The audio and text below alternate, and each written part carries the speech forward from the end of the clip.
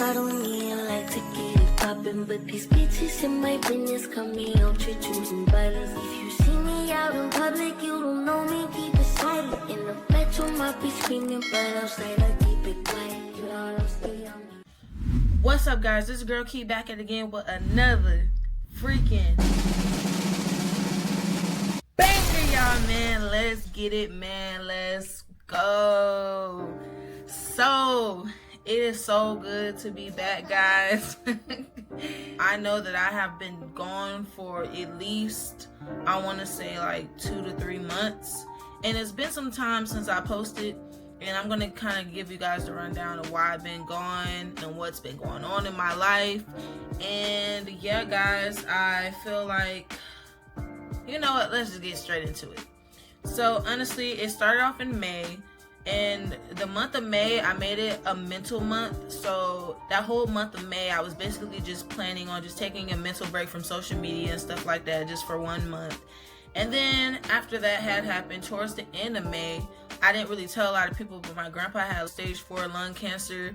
And so we actually went to Mississippi, went down there to take care of my grandfather, and was there with him from the time he was alive to the time he didn't eventually make it. Throughout that 3 weeks, I wanted to just take time from social media, just be there for my mom, because that is her last parent left. You know, she lost her mom, she was about 10 years old. So just being there for my mom means a lot to me, because that is my mother and I love her dearly. And I just felt like at that moment, I kind of just felt like fuck work, all that other stuff, you know. That's just kind of what my mindset was, because I'm going to put family over the job that I have to be there for my loved ones. So I would say just the time spending with my grandpa, it just kind of made me realize, just watching him from how healthy he was to how sick he became. It was very sad, because I know that as he was starting to cross over, he was scared. He was very scared. He was nervous. It kind of looked like he didn't know what was next. But he gave his life to Christ. He prayed, asked for forgiveness about a couple things. And I think once he was forgiven in those areas, I think he knew that it was time to let go. And just being able, although I didn't really grow up with my grandfather that much in my life, but mainly in my young adult years, just having that time with my grandpa in my young adult years, it's just taught me that life is so innocent, life is so short. You just never know when somebody close to you will pass away. I honestly think it hit me a little harder. I really didn't cry in front of my family, but I mostly cried like when I took a walk, because we was in Mississippi for about like 3 weeks and a half, almost 4 weeks. So really I kind of went off to my own, cried it out, you know.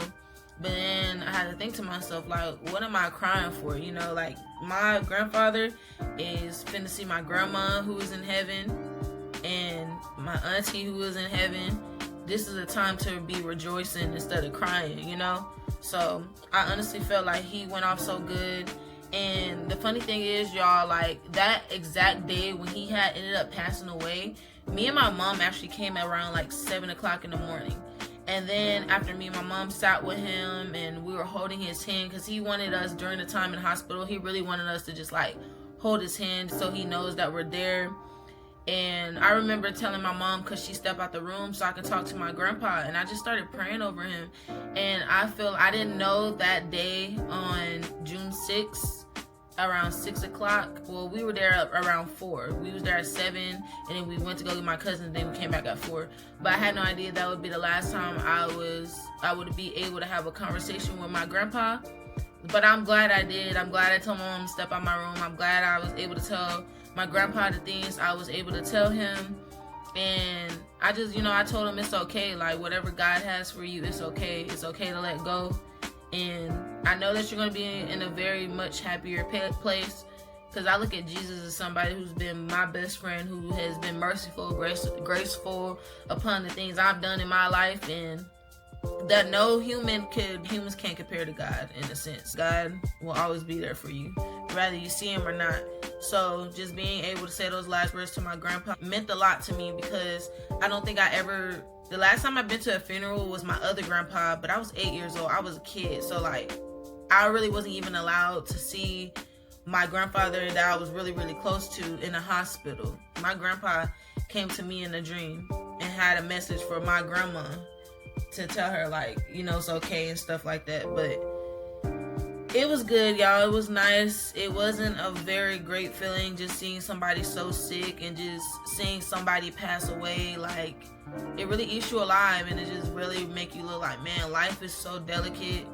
Life is so innocent, and it just made me reflect on life a whole lot. Like, even just having my time in Mississippi away from the city life, it was so quiet, it was so peaceful. It wasn't car noises, it wasn't like the city life noise. And just having that time to actually just go deep within myself, you know, I learned a lot of things about myself throughout that whole process. I don't think I never really lost somebody that close to me, so it did hurt a lot, and it really hurt just seeing my mom like that. But my mom has to know, like, the funeral was banging, y'all. Like, for that to be like a quick funeral, my mama did her big one, like. And although that is her last parent, she could at least hold her head up high and say, like, man, I spent every bit of helping my dad, you know. And it just was a beautiful journey, y'all. And that's why I was gone. And a lot of people think it was just my grandpa, but honestly, y'all, it was 3 deaths. It was 3 deaths that occurred. The first death, when we visited Mississippi, the first death was Mr. Johnson. RIP to Mr. Johnson. I don't know if you guys know him, but he was actually in my Mississippi vlog video. The slushy store that I went to, I've been going there since I was like 3 to 4 years old. So he ended up passing away, which hurt my soul because I literally was about to text him, had that slushy ready for me when I got home. So to hear he passed away, that was a heartbreak. Then my grandpa passed away, and then my mama college friend ended up passing away. So it was actually 3 deaths we were dealing with. It was just like a back-to-back-to-back thing, and that's even what caused me even to, you know, to just stay off even longer.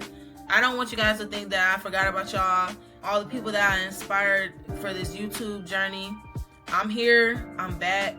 It's a new journey for me. I can't wait to start uploading videos again.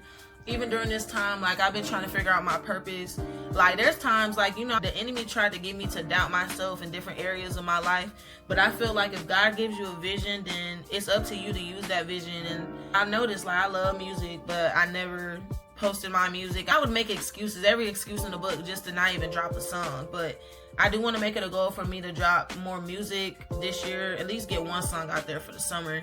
But yeah, y'all, that's pretty much what's been going on in my life. Just a lot of deaths and spending a lot of family time and going through a lot of stuff mentally, as far as in like just trying to figure out myself, trying to find myself. Because a lot of people don't talk about the life after college. When you get done with college, there are times you're trying to still figure out what do you want to do in life. And God has blessed me with the things I wanted to do in life. So it's just a blessing, and it's a journey, and I'm just forever grateful. So with that being said, y'all, this is why I have been going these past 2 months. I know y'all probably was like, man, girl, you said you was gonna come with a banger in June. And I was, y'all. I had plans of collabing with people, but I had to take care of my family first. And at the end of the day, my family, well, God comes first, and my family comes before anything. I'm back. We back in action. I'm about to start back posting videos, pranks, families. I want to do some collabs, so I may be hitting up some people to see if they want to collab, because we were supposed to collab.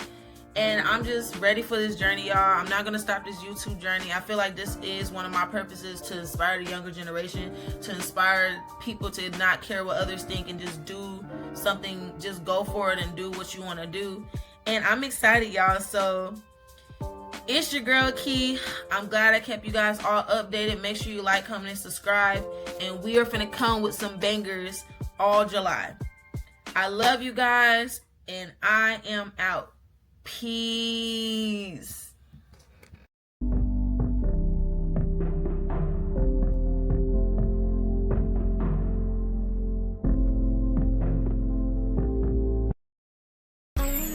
I don't need a light to get it poppin', but these bitches in my business come me out to choosing violence. If you see me out in public, you don't know me, keep it silent. In the bedroom, I be screaming, but outside I keep it quiet. You know what I'm saying?